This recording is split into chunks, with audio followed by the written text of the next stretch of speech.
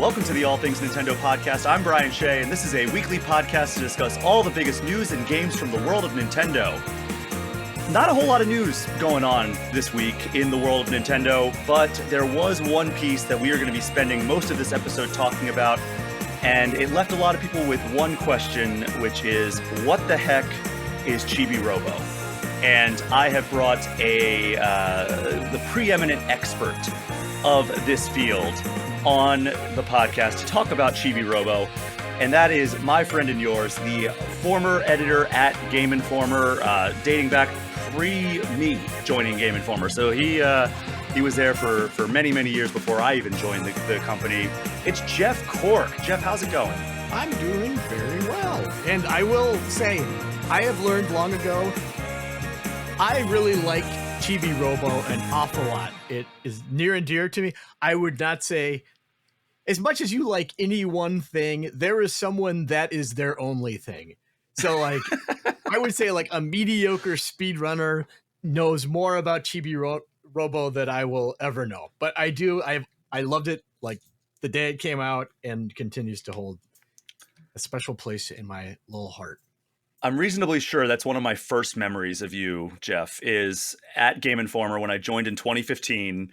Mm-hmm. We did the Super Replay Showdown, and your game every single time was Chibi-Robo. And I don't think you ever won, so we never did it. Never won. It was the whole thing was rigged, a little behind the scenes thing. No, it wasn't. I just had terrible luck. Yeah. But we will be getting into that as the main portion of the show. Just a little bit of a show note here. Apologies for this being late. I communicated it on the Patreon, the Discord server, and my Blue Sky account, but unfortunately had a family emergency that took me out of town the latter half of this past week. Normally these shows hit every single Friday, but we had to postpone it. So thanks for your patience. Thanks for your understanding. And thanks to everyone who saw those posts and reached out with words of support. It's been a very stressful time, but I was able to find some time on a Sunday afternoon and not leave you all hanging too much here. But Jeff, we have, and I don't know how we made it 201 episodes without having you on the show, but we have a time-tested tradition here on All Things Nintendo. When somebody makes their debut appearance, and that is getting to know them through the lens of their history with Nintendo. So I'm going to ask you two questions here. The first one is, what is your first Nintendo game? This can be your first memory with Nintendo, the first console you ever owned, just, the first time you saw it, like at your cousin's house, whatever. Yes. Okay. I'm going to ask you two questions then. How much time do people typically spend on these? Because this will, I don't want to be like, geez, Cork, settle down. It ranges in, hey, I was at my friend's house. They were playing Link to the Past, and then I bought a Super Nintendo because I loved Link to the Past. And then there's other times where we talked for 15 minutes about it. Okay, so good. Yeah, whatever that first version isn't interesting. I don't personally. No, my first memory of Nintendo is when I was a kid. My dad worked at what was then Northwest Airlines, and he would get free and really, really discounted tickets. So we visited from Alaska, one of his buddies who lived in Hawaii. And Hawaii at the time especially was like kind of a direct pipeline for a lot of Japanese pop culture stuff. So this would have been in 1980, 1981. And they happened to have a Game & Watch, which I believe was fire. Wow. So we were catching people that are jumping out of a burning building and rescuing them with like that little trampoline kind of thing, if I remember correctly. So that was my first run-in with Nintendo. And yeah, and then it was just like seeing Donkey Kong in our local Fred Meyer when I was a kid, and like that would stop me in my tracks every time. And I'd like, oh, my parents, what do you know, rarely carried quarters with them, or so they would say. But when I would get to play it occasionally, it was a real treat. So that was like, Nintendo was, for me, it was probably the first time that I associated a brand with like a baseline of quality. So it's like, oh, if I went to an arcade or something and I saw that something was, Nintendo was on it, I was like, okay, I can expect this to be pretty good. Unlike like Chemco, I'll pick on them or something, you know what I mean? Or American Technos or whatever. Those were a little dicier, but Nintendo always like held a special place in my heart as well. I have a lot of special places in my heart, Shay. Yes, you do. Clearly, Mhm. Chibi-Robo has a special place there. Yeah, It's like a hotel in that heart. it really is. I'm glad that you said that and not motel. I feel a little bit more respected. It's like the rundown motel that I stayed in while I was visiting a family member in the hospital earlier this week. So, Oh, okay. I don't know what to do with that. That's a fun joke, but I don't. I guess I did laugh too hard at it. So, oh, yeah, everything's okay. Yeah. so what was the first Nintendo game that you remember like owning? Like you talked about going to the Oh, arcades, playing Donkey Kong. You mhm. you saw the Game and Watch down in Yeah. Hawaii. Like what about like where did that lead you to like Oh, kind of geez. welcoming Nintendo, not just having a special place in your heart, taking up Mhm. residency in your heart? Oh my gosh. Well, I know I did. I don't know which came first. I had the Donkey Kong Jr. Game and Watch, was like a flip open two screener, and I loved that. And then like I got an NES as soon as I could afford it because that was like when I was a little kid. So, but not too little, unfortunately. Um, yeah, so it would have been Super Mario Brothers. Probably was the pack-in game, and then I also think I got Spy Hunter shortly after, if I remember correctly. So yeah. Wasn't Spy Hunter the game that The Rock referenced in the same when I guess it was like the Game Awards or something where he also gave us the middle finger, like specifically Game Informer the middle finger, where he's like, "Oh, you guys, I put out a Spy Hunter game starring me, Mhm. and you gave it like a 5 out of 10 or something like that, and then gave us the middle finger." I think that was something that happened. Oh, geez, yeah, probably. This was not that game. No, The Rock was very. I don't even know if he was alive then. he was the But Young Rock, the one that the Young Rock. sitcom's based on. Oh, absolutely, yeah. He's playing Spy Hunter and was like, someday I'm gonna make a Like a mediocre five out game of based ten. on this. Which, admittedly, Spy Hunter is fairly mediocre too, but fun. Well, Jeff, that brings us to the second part of Okay. this question, which is what is your favorite Nintendo game of all time? That is a difficult question because I have to ask some follow ups here then. Do you mean like if you were to put this game in front of me right now, I would be like, hell yeah? Or you're looking from like it had a special place at a special point in time? Or like, does it matter if it's still fun now?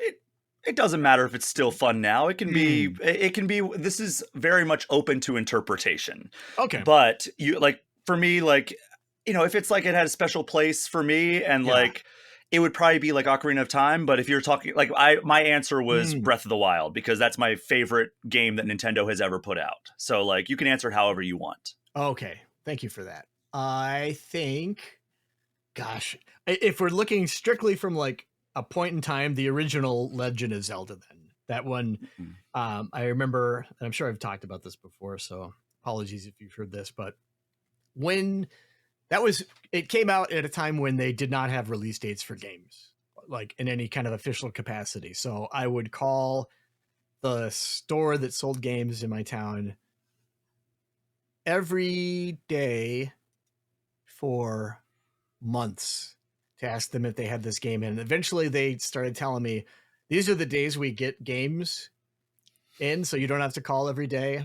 And then we went on a road trip to Anchorage and we went to what was then the largest mall I'd ever been to, the Diamond Center. And in the KB toy store, I was just looking around and they had it right there, gold box and everything. So I was very excited, but that was also meant that I would have to wait to play it for like 2 days. So I just read that instruction manual a million times. And like I had already built up what the game was going to be based on like the preview coverage that was in the Nintendo Fun Club newsletter. And I couldn't completely wrap my mind around it because the concept of like an actiony RPG was just not something I was familiar with. But Mhm. then just reading that and the like seeing like a map of the dungeon and all that kind of stuff and then playing it, I was just absolutely blown away. It was like the best thing ever. There's so much mystery about everything and exploration was great.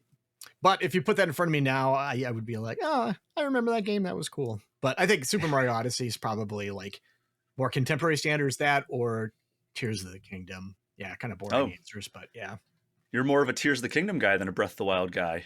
Yeah, I like the building stuff. I like Zelda sequels where it's the same place, but it's kind of dilapidated and sad in a way. So I'm a big Majora's Mask fan over Ocarina of Time. Oh, Um, really like big Link's Awakening Triforce remake. Heroes fan. What's that? Big Triforce Heroes fan. Oh gosh, just try and get me to stop talking about Triforce Heroes. I dare you. Yes. Yeah, so that's probably like I didn't give you one definitive answer because it is so hard to come up with one thing, And it Like turns out Nintendo makes a lot of good games. yeah. Yeah. Almost enough to And do a then whole Custom podcast Robo. about. Yes. So yeah, I mean that's how we get to know debuting guests. We're going to talk a little bit about your time at Game Informer because again, like I Mhm. said, it predated my time at Game Informer. There was some overlap, several Yeah, years of yeah. overlap actually. But before we jump in, I just wanted to give a reminder that people are listening to this show or listening to the All Things Nintendo podcast. It arrives in your podcast feeds completely free, usually every Friday. But if you'd like to support me and allow me to continue making these episodes, you can join the Patreon for as little as $3 a month. That gets you access to the community Discord, which gives priority access to Q&A episodes. There are also $5 and $10 tiers that get you things like early and ad-free episodes, plus shout-outs at the end of every show. Just go to patreon.com and search All Things Nintendo. It would really, really help the show continue chugging along if you're able to join up. You can also subscribe to my YouTube channel. That's a completely free way to support the show. So, Jeff, I want to talk a Mhm. little bit about your time with Game Informer because it's kind of a miracle that this outlet still exists after the events of last year. And Yeah. I've talked about how like when Game Informer was shut down, it was like kind of like a three-pronged thing of sadness for me because one, I lost my job, which Mhm. as anybody who's ever lost their job knows that typically sucks. Two, as you know, Jeff, people who work at Game Informer tend to get really close and love working together with one another. I know that was the case. I really loved working with you, Jeff, and Yeah. I think that it was extremely rare that there was like any friction between employees and like it really I hate when companies are like, yeah, we're kind of a big happy family because like that just paves the way for like toxic work environment that people are like expected to put up with, but it Mhm. really does feel different in this way. It every so like losing the ability to work together with all the wonderful people at Game Informer was like the second prong of sadness. And then the third thing was like my favorite magazine just no longer exists. So it's like all like I grew up on Game Informer. I read it as I was going through high school and college, and it's like, yeah, now that thing no longer exists either. It's like, wow, this every part of this sucks. So Mhm. when it came back, it was like, all these amazing things that I missed are now rushing back, and I'm loving my time back at Game Informer. But Jeff, you were there. When did you join Game Informer? That would have been I believe it was 2007, I Okay, think. so like the Yeah. Wii era. Yes, I remember when I had two interviews. They ended up hiring Brian Vore from Inside after my Boo. first the original Brian, although he spells it with a Y. So but when I was interviewing at that time, they had just gotten the Wii, so I got to like check it out before it was out, which was super exciting. I think for me, just being some rube off the street, the idea of playing something before it was available was just like, oh my god, now I understand what they're talking about with these motion controls and all that business. So yeah, I of course signed an NDA. It was that, Yes. obviously. Yeah. Thanks to you, Game Informer is now blacklisted for a thing that happened almost 2 decades Yes, ago. you're welcome. You're welcome. That's the least I could do, honestly. Thank you. Yeah, yeah. Uh, Still causing chaos after all these years away. Oh shucks. So do you remember like how things, because from what I understand back then, like Mhm. the website did not really exist back in 2007. Wasn't it like a couple years later that they started the website? No, no. What happened is they had a couple of incarnations. Originally, I think Kato was on GI Online because the biggest difference was that it was like a there was a separation between the online side of things and the print magazine. So when I joined, the website had been around. Billy Berghammer, formerly of Planet GameCube, was the online editor. Nick Ahrens was the kind of video guy, and then I joined as another editor for the website. But the website did exist. They did reboot it when they imagined the magazine, so that was with the Epic Mickey cover. I remember that very specifically because we were at TGS, and I had then my first son was still very small, and I left fairly, I think he would have been like 5-6 months old or something like that. Wow. And then so I was gone for about a week, and I was excited to get home, and then Helgeson tells us in the airport that we needed to come back into the office and help test the website. And I'm just like, yeah, no, like that's not going to happen. And he's like, no, like this is Andy wants that. It has to happen. So I drove home, said hi to Henry and said hi to my wife, and then drove back in and tested this stupid, can I say bad words? I won't. Just imagine the filthiest word, that stupid website. So yeah. That all the time. I think that website was the one that you had when I joined in 2015. It was the one where you had to like upload the images to a separate server and then copy the URL and bring it over. Or was that the iteration before that? That was the one. Yep. And then before you put videos, you ran it through this tool that Curtis built called Transmogrifier that would do some kind of voodoo to the video to allow it to play. But before then, just even getting an image uploaded in a story was just this nightmare task. So we really didn't do that. So if you go back to like the Wayback Machine around like the mid-aughts, it's not that those images weren't cached. They more than likely just weren't there at all. So sorry. I remember I joined, that website was, I mean, an absolute mess. And I joined in 2015, as I said earlier, and I remember Brian Vore, who I booed, but we love Brian Vore. He's been on the show a few times. He was the person who sat next to me, and which was in hindsight a very weird thing to have two Brians sitting next to each other, because if you're going to call one of us, I think that's why most people just call me Shea at Game Informer. He had to show me how to run the website or how to do articles on the website.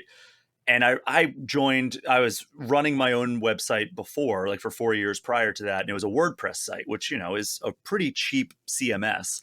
And I sat down and Brian Vore's like talking to me. He's like, okay, so you have to upload 3 different versions of images to a folder that you are going to create on this server. And then you're going to copy the URL on this server, paste it into these 3 distinct image fields, but you have to crop them manually. So you're going to be spending a lot of time just getting images up on the website. Then you have to write the article and do all this stuff. And I'm like, you realize you could just do like a free WordPress site and it would be multiple times better than this. And he's like, oh, well, this is what we have. Yep.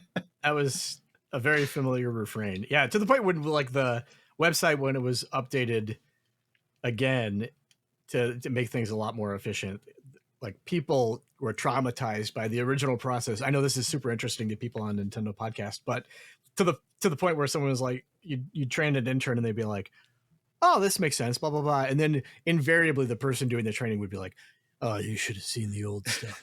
You wouldn't even understand. Yeah. It really it's weird because the only editors now that remember that site existing that are at Game Informer currently are me, Kyle Hilliard, and Matt Miller.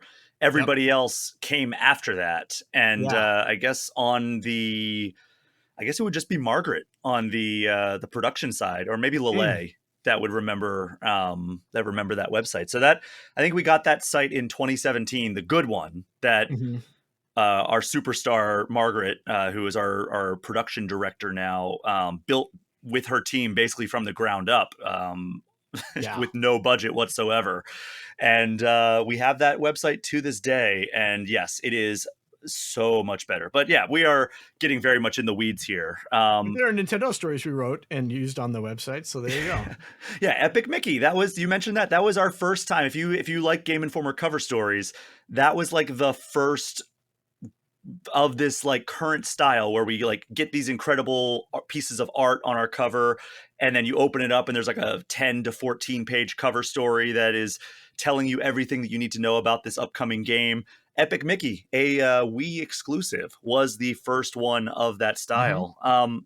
It's Jeff, do true. you remember the first cover story you wrote? You wrote a lot of cover stories, especially near the end. I Oh, remember you geez. were writing like every other cover story. Yeah, I think the first one I wrote was the Army of Two sequel, and 40 it ended up days, 40th being day. the co-op issue.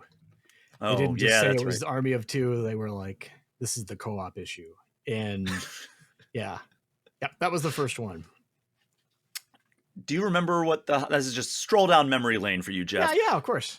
Do you remember what the highest review score you ever gave was at Game Informer? Oh, geez, probably mid to high nines. I never gave out a 10. Yeah, I haven't Yeah. either. But do you remember what it was? Oh gosh, I really don't know. That's fine. It's Yeah, been several years, more than likely. yeah, I'm Um, sure that people probably remember the low scores you give more than the the, the high scores, but unless you overscore something in their opinion, then they'll never forget that you gave like, I don't know. I'm sure that people still remember that certain outlets gave like Skyward Sword a 10 out of 10 when it's like, it's a very polarizing game. mm-hmm. It's just Um, opinions, man. Yeah, everybody has their own opinions. Like we had Logan Plant from IGN and Nintendo Voice Chat on the show to talk Donkey Kong Bonanza because Nintendo just still has not gotten us back on the pre-distribution list because we were shut down. And he gave Donkey Kong Bonanza a 10 out of 10, and I just played through it, and I had a blast. It's one of Mm-hmm. my favorite games of the year. I wouldn't give it a 10 out of 10. I think I think I'm more probably in line with Kyle Hilliard's review at Game Informer, which I think was an 8 out of 10. I'm probably, maybe a little bit closer to Kyle's opinion than I am Logan's. I'm higher than Kyle, but lower than Logan, I think. But Mm-hmm. I'd probably land at like an 8.75 for me. Yeah. Um, but yeah, it's all just opinions. I don't have any fault with Logan on that, and I don't have any fault with Kyle for being lower than me. It's just how opinions work. Mm-hmm. Exactly. Yeah. And when did you leave game? Was it 2021? I think it was like March of 2021. Yeah, I Okay. think. Yeah, And you have since been doing PR for games and it's communications. true. Yeah, yeah. And how has that transition been going from, games media for a decade and a half to doing PR and comms? Hmm. It's been really good. I think overall, it's been super satisfying. I think that one of the things that I liked, I didn't like as much, I'll say, I get, is that our interactions with developers, I always like to visit studios and talk to people who make games. That was always a high point. And it was always a bummer to me personally, just how the the preview cadence, when you're writing a preview, it's typically like, hey, this is what we're seeing. This thing looks pretty cool. A little worried about this, maybe if there's something, but you just kind of give people benefit of the doubt, right? Mm-hmm. Because you're seeing a game that is not finished at that point. But when you review a game, it's kind of like, well, shoot, this part really sucks, or this part's really great. And I like in my position now where I can give feedback on things that can be incorporated to make games better, which is not to say that I'm like a game whisperer or anything like that, but I think it's the experience I had at Game Informer is valuable in that respect, where it's kind of like, or like if there's a presentation that someone's going to be giving with media, I can kind of say like, oh, this part doesn't really show well, at least in the amount of time that we have, but this part here is really awesome, and I think people will get it. So it's just kind of figuring out how to put your best foot forward and things you can do to make the games better if time and budget allows for it. So that is always super helpful. I for me mostly, I just really enjoy it. Yeah. I mean, I did a little bit of consulting during the period where Game Informer was shut down, and it does feel rewarding, even though, like, I feel like when they do mock reviews, it's a Mhm. little bit late in the cycle to be like, yeah, this structure of this level doesn't really jive with me. And it's like, Mhm. well, we're shipping in a month, so I don't know what to tell Yeah. you. Yeah. That's like a part that no one really like it isn't really commonly discussed, but I think mock reviews are super interesting because like the situation you just laid out is very common. There's also like opportunities where I think that's most beneficial is like when you get the game in like a solid pre-alpha state and then you kind of open the gates a little bit for someone to check it out and give their feedback, and that feedback is able to get incorporated in the final game. There's still Mhm. time. It's not like things are locked in and that kind of thing.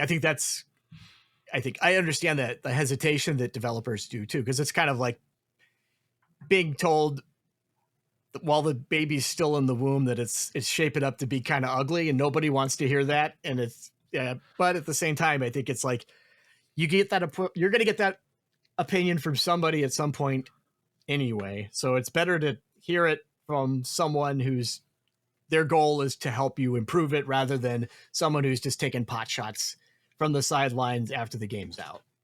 For sure. And I think that's something that a lot of developers have been doing lately. A lot more is bringing in former games media people who can just be like embedded in the studio and Mm-hmm. give feedback along the way. I think that's a function that our dear friend Dan Tack performs over at Bandai Namco. I think he is like basically like checking out these games that are in development and giving feedback. And I think that is super valuable because, you know, people like you, people like him, people like me, we play a bajillion games over the course of our career and we review hundreds upon hundreds of them.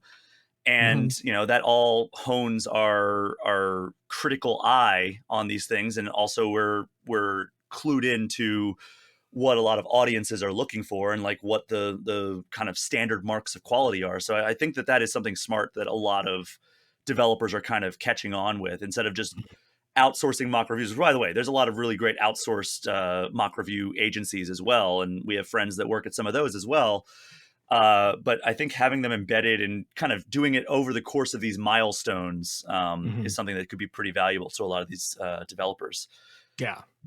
But let's talk some Chibi-Robo All right. because that is going to perk you right up. I know that. Um, Mm-hmm. this was one that I think a lot of people, when they announced that GameCube games were coming to Nintendo Switch Online, I think there was a small contingency of people that were like, oh, hopefully we get Chibi-Robo. But I don't think anybody saw it being like, what is this, like the fifth game in the Yeah. GameCube library that's hitting?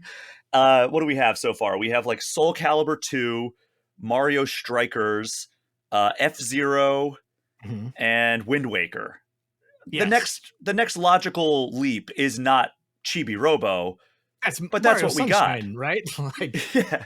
Do we have Mario Sunshine yet? no, but I think I that would be the next logical one. I mean, yeah. I think that's like a all but announced thing too, but Yeah, what do I know? they have announced that that is coming alongside like Pokemon Coliseum, Luigi's Mansion, Mhm. Pokemon XD Gale of Darkness, the kind of weird like not mainline turn-based RPG that Pokemon put out in GameCube. So like they have announced like a big collection of games coming, and Chibi-Robo I think was on that initial list. Mhm. But I think people saw that and they were like, "Oh, well, that's coming later, obviously." Right, But right. it's here. It's coming out this week on Nintendo Switch Online plus expansion pack for Switch 2, which is becoming a longer and longer title the more times things get added on there. But this game came out in Japan in 2005 and North America in 2006. And I was looking up some of like the developers behind it, and the producer is Kensuke Tanabe, who is probably best known as the director of Doki Doki Panic slash Super Mario Brothers 2 in the US, Mhm. which is an interesting lineage there. And then it is directed by Kenichi Nishi, who has several credits here, but he was a planner on Super Mario RPG, a planner on Chrono Trigger. Um, he would go on to be like in the special thanks for Paper Mario Sticker Star for some reason. Oh, special thanks. Yeah, and like, but just right in the middle of there, he also in ahead of his time, 2007, he designed a game called LOL. Hmm. Hmm. I guess it came out on DS. But yeah, 2005, right before that, he was the director of Chibi-Robo, which for people who are not sure what Chibi-Robo is, Yeah. talk to me about what the elevator pitch is for this game. Yeah. Basically, you are a robot and you are very cute. As the title basically says, you're about like 5, 6 inches tall, and you are a cleaning robot. And basically, uh, you join this family of three. There's a father, mother, and a daughter, and they are completely dysfunctional. The father has like lazy, unemployed guy who spends money on toys and collectibles, so is very prescient there. And his latest purchase is Chibi-Robo because he's selling it as like, oh, it's going to help you do the chores and such. And then over the course of it, you're like getting more powers and abilities. At first, you're only able to like pick up little tiny scraps of paper. You toss them in your head like a garbage can, and then you bring them back to your little charging station and drop them off. Then you can like sweep and mop, and you get a little propeller so you could like glide down bigger distances, and you get to explore more of the house. So it's kind of a Metroidvania in a way. Oh. If you think in terms of anything with progression that is unlocked over time, it's a Metroidvania. So that's, I guess, up for debate. Yeah, then there's like a larger story where you kind of learn why people are reluctant to, in the family, the mother in particular is reluctant to let Chibi-Robo into her heart. I have put in her room. She does not. And also the little girl thinks she's a frog. So, and then at night, the toys come to life in kind of a Toy Story situation, and you kind of learn their stories. And it's adorable, and it's super fun and very funny and weird. Yeah. And from what I understand, your main appeal of this game, because it falls in your favorite genre, which is little person, little character, big world. Yes. Huge fan of that. I think ultimately I like things that are not the size they should be, but I like the little guy in a big world aspect. I also like big guy, or the guy is too big in a normal size world. I like that. What's an example of that? What's that? What's an example of that? Oh, that'd be like the lungfish level in Psychonauts. Okay. For instance, there's in High on Life, there's a level where, was it Cutie Town, where it's like these little tiny guys and you're walking around and destroying all their buildings. So that kind of a thing. But a perfect example, my wife was at a conference and she came back and they were giving away these tiny little Tic Tac boxes that each one had like 3 Tic Tacs in it. And it was like scaled down beautifully. And then I went on Amazon, and it's like the perfect product for me is like, it's a giant Tic Tac box full of those little tiny Tic Tac boxes. So anyway, so that's why I like Chibi-Robo, because it's like that.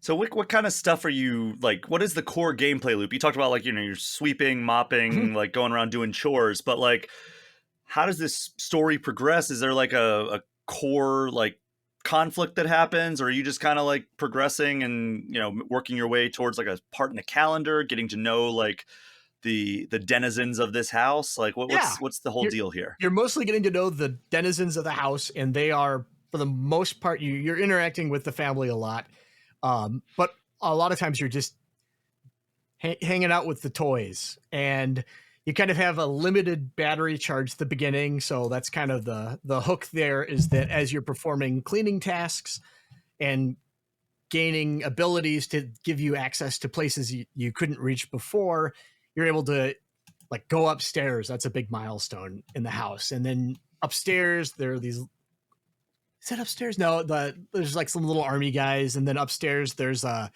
room, and there's like a Bo Peep type character, and a lot of platforming to get around, and you're kind of solving problems and making everybody happy ultimately. So it's a very sweet game, very, very strange, and yeah, but I really enjoyed it. I think the controls are a little GameCube-y, everything was still getting figured out in a lot of ways, but yeah, it's great. And like when your character moves around, he makes little funny like bloom, bloom, bloom, bloom, bloom, bloom, bloom, bloom, bloom, bloom.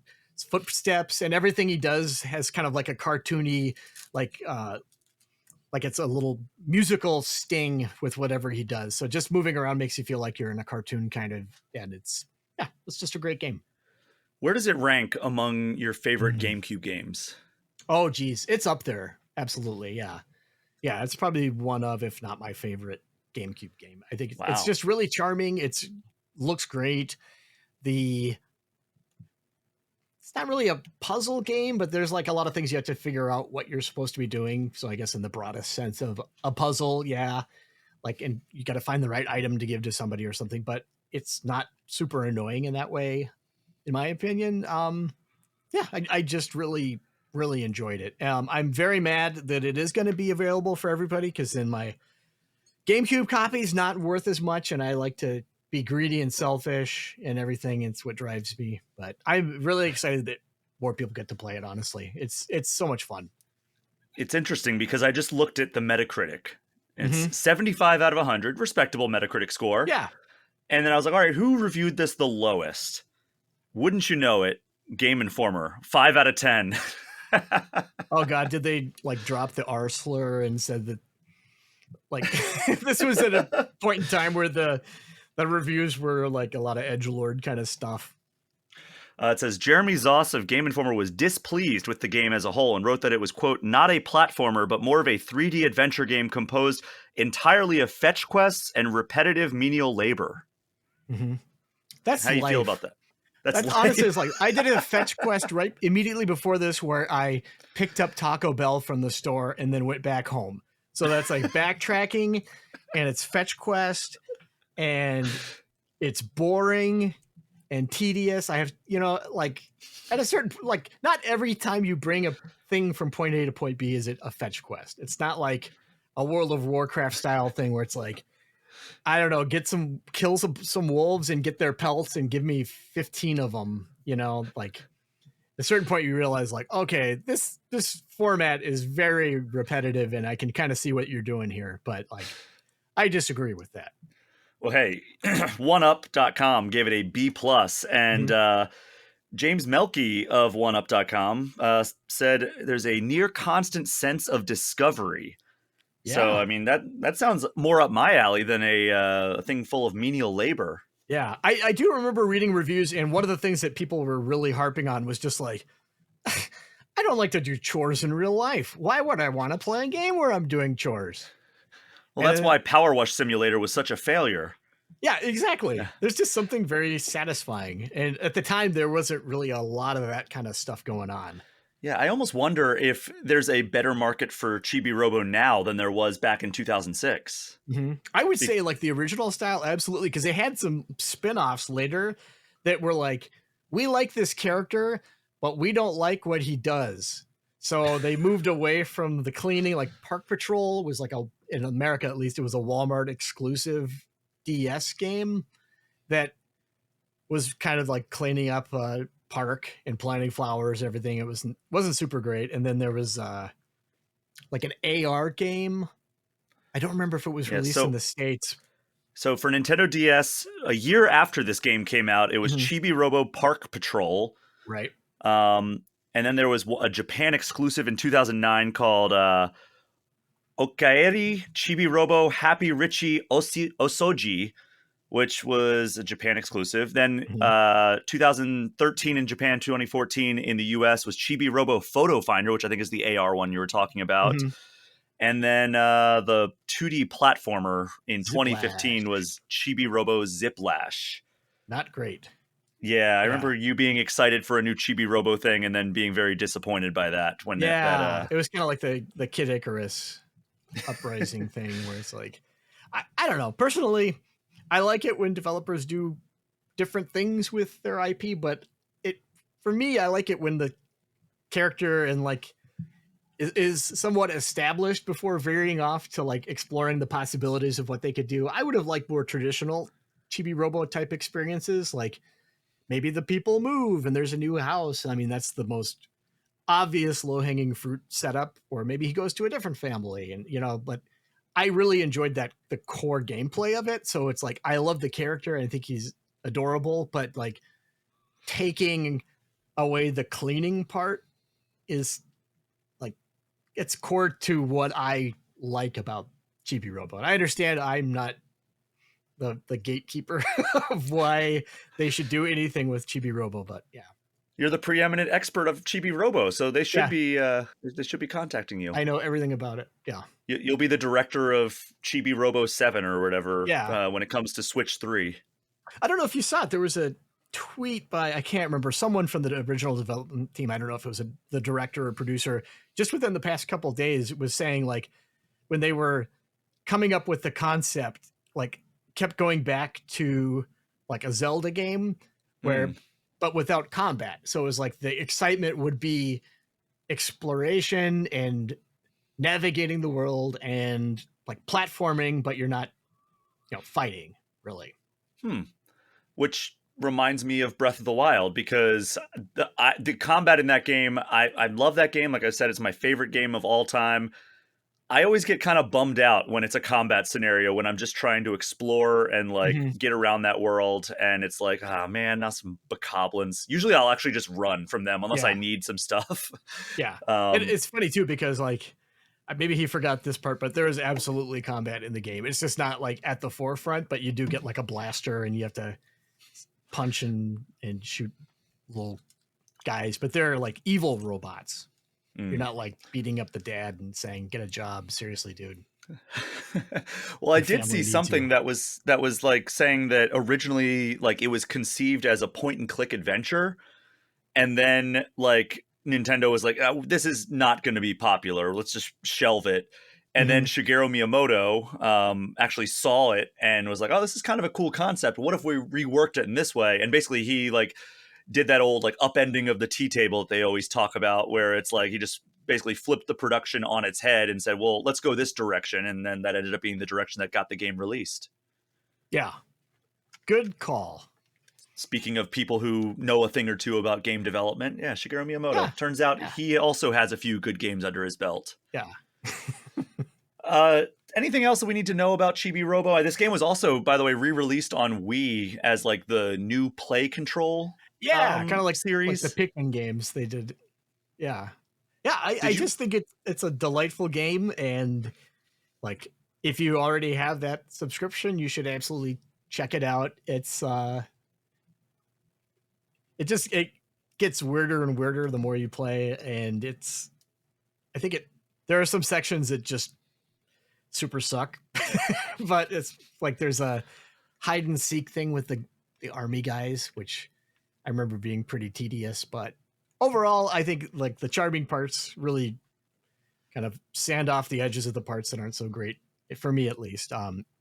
But I also don't do chores in real life. Maybe this is kind of an aspirational game for me. Who knows? Hey, but you do fetch quests, as we all do. Absolutely. All day, every day in real life. Yep. I'll be going to AutoZone after this because I have a fetch quest to complete. It's not fun. That's a terrible one. Or like having to go to the carpet store or something. Hate it. Yeah, the worst. But Jeff, what are you playing these days? You're no longer under obligation to play games like I am. But like, oh my God. What are you checking out these days? It is the best for me because I get to be surprised. Because if there's a game that I know I want to play, I just do not watch trailers for it. I don't read anything about it. So like I went into Death Stranding 2 completely blind. I played Pikmin 4 and I was like, I didn't know there was a dog in it. So like being completely blown away by that, it is just delightful. Right now I am putting the finishing touches on Virtual Pinball Cabinet. So I anticipate I'm going to be playing a ton of pinball in the near future. Right now, I played through the latest season content, Diablo 4, and had a good time with that. And then just reached the point which I have done in every season where I'm like, okay, I'm good. I've seen everything I need to see. What else am I playing? Do you have a game of the year so far? Well, here's the deal. This is embarrassing to admit. I have a Switch 2 that is still in the shipping box. I haven't opened it up yet. I've had it for like 3 weeks now because I'm waiting to get I ordered a like screen protector and all the armor and stuff from D brand, and it hasn't shipped yet. And I'm just like, I just want to put that on there as soon as I get it. I'm reaching a point where I'm like, you know what, I should just buy a cheap one from Target or wherever and just put that on in the meantime and play the stupid thing. So because I'm excited to play Donkey Kong Bonanza and all that good stuff. But I really think Donkey Kong Bonanza is going to be right up your alley. Knowing you and having worked with you for what, like 7 years, six and a half years, I think you are going to love Donkey Kong Bonanza. And I'm not going to spoil anything, but like the end sequence absolutely rules. And awesome. every moment up to that also is a lot of fun. So like, I'm not saying like, oh, well, wait till it gets good at the end. No, it's very good. It's one of my favorite games of the year. It's better than Mario Kart World in my opinion.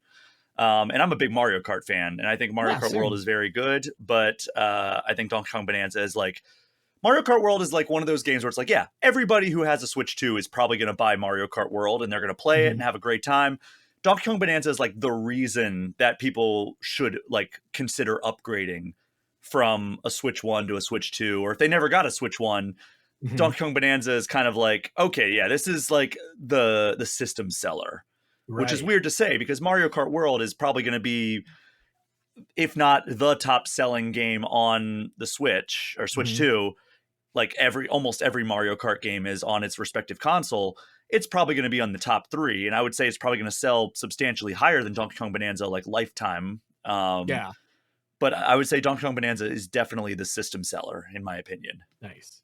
I have a question for you, Shea. Like I looked into it because I was like, I've got all my original GameCube controllers and like Wavebirds and everything like that. And when they reissued the GameCube controller, when the last Smash Brothers came out, I have some of those with the really nice long extension cords and everything. And then I saw that they, on the Nintendo store, they have the like redesigned ones especially for Nintendo Switch and all that kind of stuff. Yeah, wireless. The wireless one. Yeah, so it's like, looks like a GameCube controller, but works like a Wavebird. What are your thoughts on those only being available through Nintendo's online store versus having them in stores? Well, they have them in the like physical Nintendo stores, but yeah, I get your point. Like you have to get it directly from Nintendo. I think that is to prevent scalpers. I think that is the first and foremost thing, is like, because you need a Nintendo Switch Online subscription in order to buy it.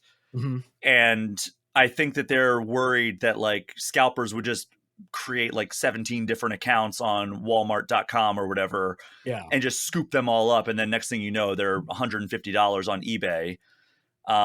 So in order to order it from Nintendo.com, at least it was initially for like the N6. The only two that I own are the SNES and N64 ones, and I ordered them straight from Nintendo.com. Yeah. The N64 one I think is a must because those games just play completely differently on a normal controller, where you need that N64 weird controller in order to really function as a game on Switch Online. But yeah, I had to, it was like, you must have a Nintendo Switch Online subscription in order to buy this. And at first I was like, that's a really stupid restriction. But I really think it is them thinking like, if we just send these to like every Target, Best Buy, and Walmart, people are going to line up, buy them all up, and then scalp them. And then nobody's going to be able to play these games on like their controller of choice. And so in that regard, I think it's not stupid to do it that way, but in every other regard, I think it's just Nintendo kind of being control freaks, as they are known to do from time to time. I am going to New York next month, so I will just leave extra space in my bag and I'll gripe about it. But I see your point. I also think just make more of them. See, I'm an economist too. Yes, you can just make things infinitely, and you know, that's how it works. Absolutely. I'm sure Nintendo's never thought of that before. Well, but do they listen to this podcast? Because that's a free idea for you. Yes, I should not have said that crap. Okay.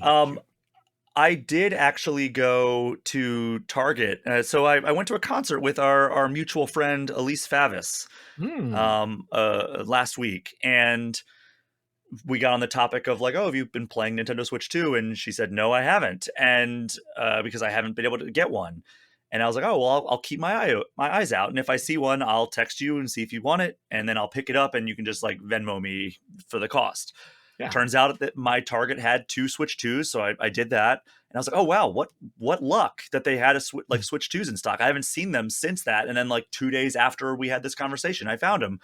And then I went back yesterday and they had 3 of them in stock. So I think that they're becoming easier to find because like it's not only are they sitting in the display cases, but nobody's like actively like trying to get the employees and flagging them down and trying to like get them to like open up the case to get them. I think that like these are starting to slowly trickle back into stock. And it's going to be like, if you want a Switch 2, you can just walk up to the display case and get a Switch 2 the way you can with a Switch 1 right now. Right. So that's a Brian, good sign. I had one of the most infuriating, you mentioned the glass case. My Walmart, which is, I needed to get a brake light replacement for my car. Just the stupid little light bulb, and it was behind a glass case because I understand shoplifters are desperate for a $4 brake light. It's like a hot commodity on the gray market. It took them like 25 minutes to get somebody to open that stupid case. It has nothing to do with anything. It just made me so mad. I will one up you. In March, I moved, and I'm now in St. Paul, and we were like probably 3 hours into the movers taking all the stuff out of my old house. And I'm like, hey, I'm going to go run to the CVS down the road. I'm going to get like some protein bars. I'm going to get some Gatorades. Do you guys want anything? And they're like, yeah, no, we're good. And I'm like, all right, cool. So I went there and I was like, oh, we need some trash bags to like bring some like other stuff out. Like we're throwing stuff out as we go, as you usually do when you move. And I'm like, hey, can I get these black trash bags? And they're like behind a glass case. And they're like, oh, we don't have the key for that one. And I'm like, so is there any way to buy those? And they're like, no. And I'm like, great system. That's terrible. Like, yeah, they're just in there forever, I guess. Yeah. Unbelievable. So yeah, very fun times. Love again. Black trash bags also a hot commodity on the black market. Yeah, and anytime you want me back on the show to talk about like dad gripes, I am absolutely available because I could just go on and on about these petty inconveniences that I obsess over. One of my favorite stories of yours, and this is kind of related to like dad gripes, was when Pokemon Go was at its pinnacle in 2016, and you were telling me that you were like out washing your car, and like I guess like a group of like 3 young kids walked past, and they were very clearly playing Pokemon Go, and you're like, oh, you guys playing Pokemon Go? And they're like, yeah, there's a Psyduck down by the lake. Do you want to come? And you're like, there's a Psyduck down by the lake? And they're like, yeah, come on, let's go. And you're like, you had like a moment where you're just like, I cannot just group up with this group of young 3 young boys and just go down to the lake with them. Yeah, it was very sweet, but I was like, this is how I get nailed to a telephone pole by some parents. Yikes. But yeah, so Jeff, I mentioned this to you at the start of the show that we can end the show on an eShop Gem of the Week pick. Did you ever think of one? It is really tough because I'm a bad Nintendo Switch player because I predominantly stick with first party stuff because if it's available elsewhere, I'm just a graphics snob and I would, you know what I mean? So anyway, I really don't have a good one. This is like a well-intentioned recommendation because I have not played it. So that Actraiser updated version that's on the eShop, I think I will be downloading that as soon as I get my Switch 2 hooked up because I really have fond memories of the original Actraiser. And yeah, so it's like the worst possible recommendation because it could be like a super sucky, awful experience and people are like, what the hell, Cork? So that's me just saying, I think I see something shiny over there. Go check it out. And it's like, cool. It's a piece of broken glass. I don't know. Well, not a traditional eShop gem. Well, I mean, I always I always throw it to the guest because I've talked about the games that I like. But like, ranges everywhere from like, I mean, mega hits like Dead Cells or Balatro, which, I think gets more than its fair share of shine. God, there's so many that I've brought up. Like Yoku's Island Express was a really fun one. Oh yeah. I'm bringing up the database here because I actually have a spreadsheet where I've done like all of the eShop gems here. Oh, Broforce was a fun one. Hmm. Remember that one? Yeah. Cruise and Blast, I think, was the first eShop gem of the week. That was a revival of the Cruisin' USA series Mhm. that is exclusive to Switch. It's in arcades, and then they made like a really good like home console version with like a bunch of tracks. Oh wow. But it goes all the way back to like Golf Story that I think a lot of people forgot about Mm. on Switch One. But yeah, I mean, there's all kinds of ways you can go with it. So just I'm still blown away like that they don't have Pokemon Pinball on there. I know it was on the Wii U eShop, but it's on the Switch Online. One of the Pokemon Pinballs. I think if you have like the Game Boy subscription, I'm pretty sure Pokemon Pinball's on it. are you sure about that? I know Pokemon Trading Card Game is. Right. Sorry, a dog has materialized in my arms. I'm watching this dog for the family. Let's see. Yeah, let's see. Pokemon Pinball Ruby and Sapphire appears to be on Nintendo Switch Online. Maybe, maybe not. All right. I hope so, because then that is rocketed past this ActRaiser game that I have not played to that's my gem of the week, if indeed it is on there. Well, there's no way of knowing. There really is no way of knowing.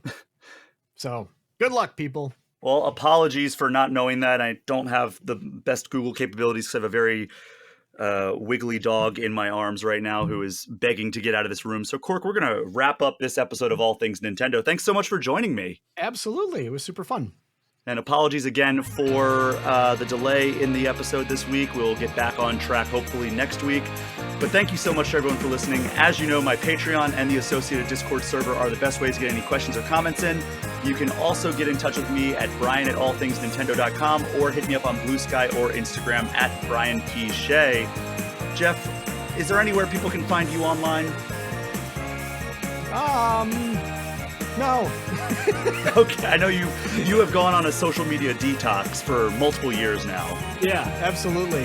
If you follow me on any platform, I don't do anything. So, yeah, it's glorious. Yeah, I've deleted Blue Sky. Even though I have my Blue Sky account still, I've deleted it off my phone, and it has made me so much happier. Yeah. Turns out social media is just poison for our brains. Great. Yeah. But that is our show for this week. Thank you all again so much for listening. Take care. We'll see you next time.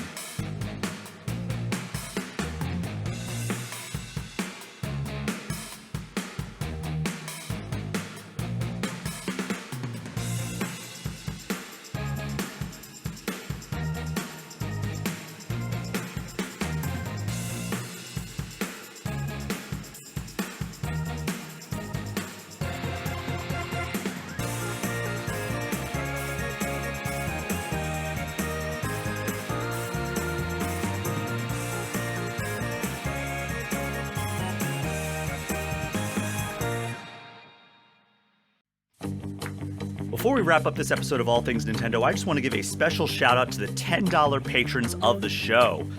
Alex Stadnick, Andy Junkins, Ben Richland, Carbon Mjolnir, Chaps My Ass, Derek Sigmund, Dusty Beeman, Ian T. Clark, Jason Thompson, Jawar Hello, Johnny Five, Jose Villalobos, Joshua DeProy, Casey Radioman, Cody Gibson, Creeper 207, Paul at Drunk on Mako, Pratable, Rob McCann, Bobby Mac 265, Robert Sosa, Roberto Nieves, Roger Reichert, Russell Sayer, Smithy Poo, Zachary Pliggy, and Zek 3 Sword Sama. Thank you so much for your continued support of this show.